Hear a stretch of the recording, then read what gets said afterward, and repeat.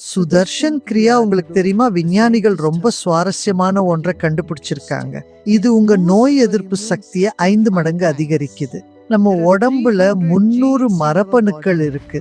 அதுதான் அல்சைமர், புற்றுநோய் மற்றும் பல நோய்களுக்கு காரணமா இருக்கு.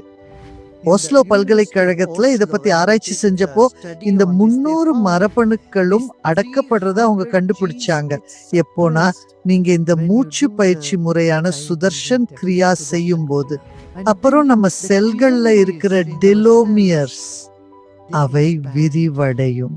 பொதுவா உங்களுக்கு 21 வயசுன்னா அதுக்கு மேல விரியாது, அவ்வளவுதான்.